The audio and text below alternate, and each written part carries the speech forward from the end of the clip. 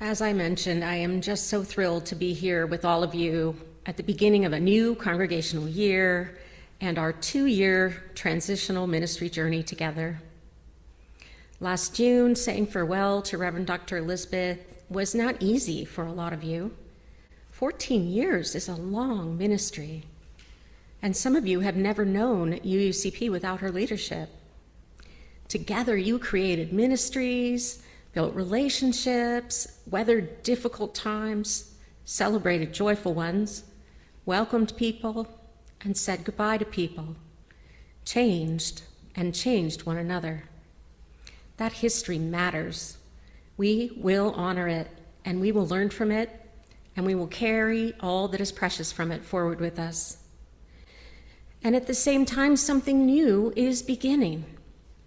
That's the nature of transition. We honor what has been, we pay attention to what is, and we begin wondering, what comes next? I want to begin by thanking the board for serving as your interim search team and helping me settle here in Moscow. And I want to thank all of you for all of the ways that you've already carried on and participated and continue to do all of the amazing ministries that you do together. I want you to understand something about how I see you. You are not volunteers. You are not volunteers. I know that's a hard word to give up. We're used to using that one, but I encourage you to try. Parenting isn't a volunteer gig, and neither is belonging to a religious community. You may volunteer for a particular task, but your participation here, your presence with us, is something so much larger. When you serve on the board or teach a child or sit with us in worship, make coffee, make music, pull weeds, offer care, any and all of the things we do to make this community happen, you're participating in ministry. You are serving this community. We serve one another. Reverend Eric Walker Wickstrom calls this serving with grace. He asks us to imagine a congregation where ministry doesn't depend on a few overtaxed people doing everything, because somebody's got to do it. Indeed, we share ministry because participating in something we value brings meaning, connection, and joy into our lives. And let me reassure you, the arrival of the interim minister does not mean that I've come with a clipboard and a list of tasks for you. Nope, that's not how it goes. What I've come with are some questions and a willingness to listen. Because this congregation is more than the sum of all the individual things you do here. You may experience UUCP primarily through the people you know, the team you serve on, Sunday worship, or the ministry that matters the most to you. But holding all of that is one living, vital community. Everything touches everything else. And no one person can see the whole of it. I can't, the board can't, the person who's been here 30 years can't, and the person who arrived 6 months ago can't. But together, as Mark Morrison Reed tells us, together we can see so much more of the whole. And that's where transitional ministry begins. Not with fixing things, not changing things for the sake of change, and certainly not with spending 2 years waiting for the next settled minister to arrive. This is not a waiting room. These 2 years are filled with deeply significant ministry. There's an opportunity to widen our view, to remember where you've been, notice who you are now, and pay attention to what matters most, and to wonder together about who you are becoming. There are formal names for some of the big picture areas congregations consider during transitional ministry: heritage, mission, leadership, connections, and the future. They're useful categories, but really, they're invitations to give us a lifespan view of our congregation. We look back and ask some very human questions. Where have we been? Who are we now? How are we living our values and sharing our ministry? With whom are we in relationship? and we're looking toward the future, asking, who are we becoming? They're not assignments. They're different ways of listening to the life of this one congregation. And they're not questions anyone can answer for us. I can't answer them for you. Traditional ministry might say, we come up with a plan or a program, and then we do it together. We have something in writing in front of us to follow. But transitional ministry isn't like that. Transitional ministry cannot be done to you, and it cannot be done for you. I'm here to do it with you. Because this congregation belongs to all of you. It has been loved into being by generations of people. Some of their names you know, and some you don't. They gave their time, their talent, their treasure, their ideas, their labor, their music, their disagreements, their casseroles, and their hopes, their imperfect, beautiful human selves. They loved this community into being, and now it's ours to love. Not yours to preserve unchanged, not to remake in only one person's image, but yours to tend, yours to share, yours to belong to and offer belonging, yours to ask what you are called to offer one another and the world, and someday, yours to pass along. That is the work we're beginning together. And I believe one of the most important ways that we can do it is by listening. Reverend Carmen Emerson has said that in times of uncertainty, one of the most loving things we can do is to listen ourselves into what comes next. Listen ourselves into what comes next. I like that. Because listening is something that people who place love at the center are wont to do. Love pays attention. Love wants to know what you think rather than presume. Love doesn't cling blindly to the past or rush heedlessly into the future. Love shines in the present. It asks, what's happening here? What matters? Whose voices haven't we heard? And what may we be called toward? Over the next 2 years, along with our transition team, I'm going to invite you into lots of conversations, circles, listening circles. I'll ask you to tell stories. I'll ask questions you may not immediately know how to answer. And we'll try some things and see what happens. I like to call that experiment learning. And we'll stop doing some things. Simply because we've always done it that way is no longer reason enough to continue. And sometimes I may hold up a mirror and ask, do you see what I see? Do you see how gorgeous and amazing you all are? And then I'll listen to what you see. Because that's part of my ministry here with you. I want to know what you love about this place and what you miss, what makes you proud, what frustrates you, what you're afraid of losing, and what you hope might become possible. And I want to help you listen to one another. Those of you who've been here for decades need the perspective of the person who arrived 6 months ago. And the person who arrived 6 months ago needs the stories of those who helped build the community they entered. We need people who dearly love a particular ministry and people who wonder why on earth we still do it that way. We need people eager for change and people thinking, could you please slow down and stop changing for a minute? All of those voices matter, especially when we disagree, and we will, because sometimes two people can disagree passionately about what a congregation should do, while both are trying to protect something they deeply value. That's when we get curious. We turn to wonder. That's when the covenantal practices we talked about 2 weeks ago become real. We listen underneath the position for the value. We ask another wondering question. And we resist the temptation to decide that disagreement means somebody doesn't belong here. We listen because relationship matters. And listening honestly to who we are also means being honest about what we can do. We will dream big together, but we will not confuse faithfulness with exhaustion. We will not measure the health of the congregation by how many things you can manage to keep doing. So I want to make a promise to you right now. We are absolutely not going to do all the possible things because we can't. We shouldn't. We don't want to. No congregation could.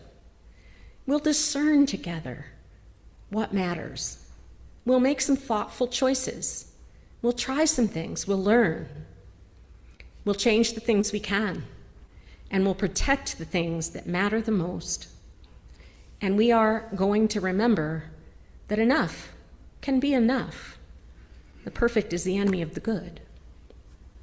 And while we do this work, we keep living, we keep doing all the wonderful things that we do here.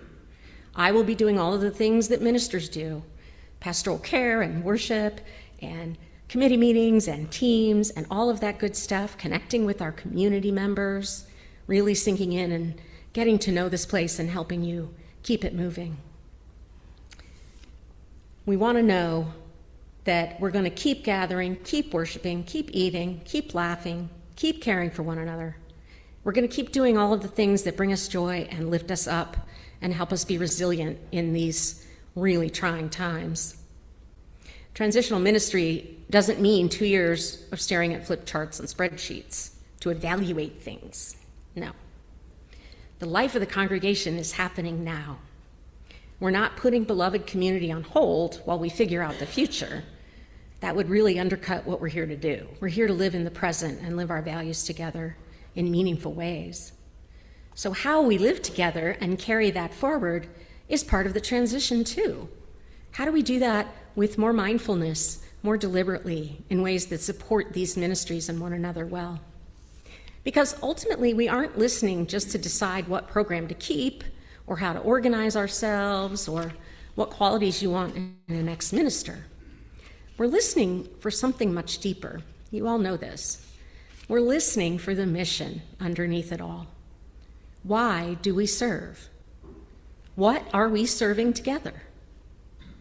Former UUA, Unitarian Universalist Association President Reverend Bill Singford, once told a story about a gathering of ministers from some of our growing Unitarian Universalist congregations. They thought they were at a retreat to talk about congregational growth in numbers. But instead, the facilitator asked them, "What is the saving message of your congregation?" What is the saving message of your congregation? What a great question.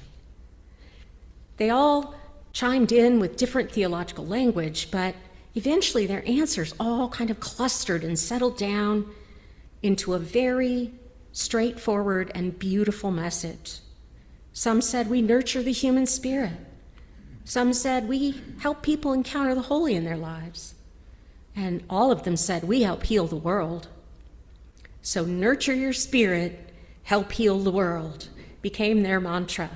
And in fact, the UUA spread that far and wide and took out an ad in the New York Times. Nurture your spirit, come heal the world, come to a UU church. Pretty awesome, I love it. So let's all get curious. What is the saving message of this congregation? Will we be able to figure that out? Will it settle somewhere, or will it be just so big that we can't name it? What does it look like? What does it mean to us? Because that's what saves in Unitarian Universalism. It isn't some external deity or something we have to do to earn it. It's us saving each other, helping each other, being there with each other, committing ourselves to living our values. So we are absolutely not starting from scratch answering that question. You all have been living it, and you know it in your hearts. It's just a matter of talking to one another and getting the conversation going about this most fundamental, important reason for belonging here. You already know so many important things that happen here. I see it in the way you care for one another. I hear it in the way you talk about this community and your radical welcome. I see it in your commitment to your connection, your service, your justice work, and your spiritual growth. And I certainly have felt it as you have welcomed and included me. So the transitional question isn't just why are we here? We have a lot of good information about that already. It's whether we can become clearer and more intentional about that answer in this time, in this phase of your existence. What is distinctly ours to do here in Moscow and the Palouse in this moment? Lots of hints, lots of reasons to pay attention and do some work. What do we want people to encounter when they come here? The experience of being with us, what do we want that to be like? And how might everything that we do more fully serve that calling, that moral imperative we sense as Unitarian Universalists to share the good news of this place with the world around us? What is the saving message of the Unitarian Universalist Church of the Palouse? I certainly can't answer it for you, not the board or the transition team. None of us can answer that alone. The journey of discovery belongs to all of us. It's a process we do together. We may not find a specific answer, but the journey is what matters. And my role is to listen deeply, ask good questions, notice patterns, and reflect them back to you. I'm going to encourage you. I'm going to challenge you sometimes, for sure. And yes, I will absolutely love and cherish you. And I will lead, not by deciding for you what this congregation should become, but by helping us keep our attention on the mission when it would be easier to get lost in details. By helping us distinguish what is merely familiar from what is truly precious. And by reminding us that our purpose is larger than preserving an institution. The church exists to serve the mission that you decide is most fervently calling you in this time and this place. I'm not here to decide what UUCP will become. I'm here to notice yourselves becoming. Let me help you notice what you are becoming. And together we'll listen ourselves into what comes next. Eventually, you'll be ready to articulate what you are looking for in a partnership with your next settled minister. But that comes at the end of this process, not the beginning. Because before you can say with confidence, this is the minister we want to travel with, you need to be able to say with confidence, this is who we are. This is what matters to us. This is the ministry we're called to do. This is who we are becoming. And maybe even this is our saving message.